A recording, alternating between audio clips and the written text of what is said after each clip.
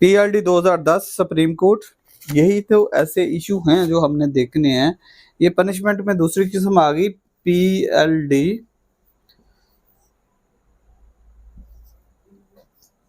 2010 SC 659।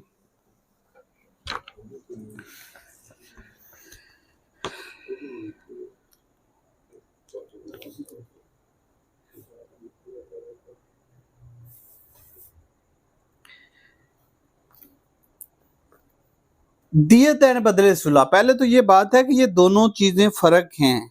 अगर वो कहीं आपको कोई भी सवाल, आजकल तो हो सकता है ऑब्जेक्टिव टाइप वो सवाल पूछ ले कि इनमें क्या फर्क है या डिफरेंस है या नहीं है, या कभी भी किसी सवाल में, ये दोनों में फर्क है।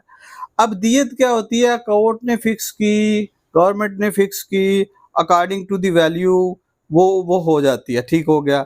और ईयर टू ईयर होती है क्योंकि उसका रेट फ्लक्चुएट होता रहता है, मतलब ऊपर ही जाता होगा, नीचे कब आना है।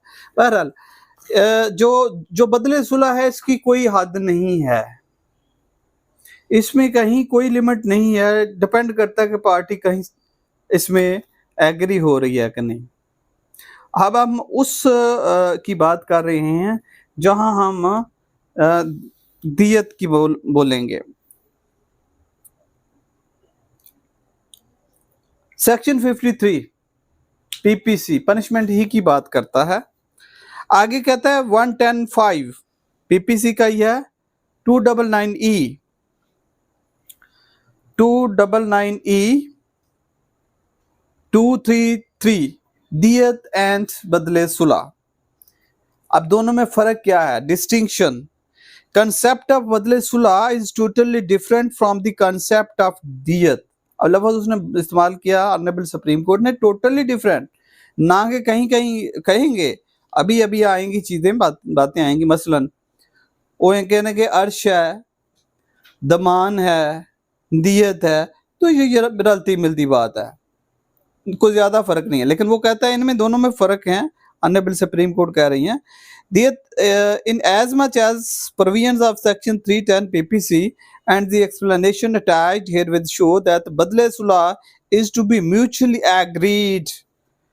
अब पार्टी की एग्रीमेंट है, वो दियत से ऊपर भी हो सकती है, फिक्स जो अमाउंट है, और उससे कम भी हो सकती है। As a term of sulah between them, diyat under section 53 PPC is punishment and provision of section 299E PPC and section 323 PPC manifests that amount of diyat is to be fixed by court। अब यहाँ गौर से देखिए जी, दियत कौन fix करती है। दो section clearly कह रहे हैं, 299E PPC एंड 233 PPC कि ये दियत जो है कोर्ट फिक्स करेगी, लेकिन बदले सुलह जो है ये पार्टी की अपनी म्यूचुअल एग्रीमेंट है।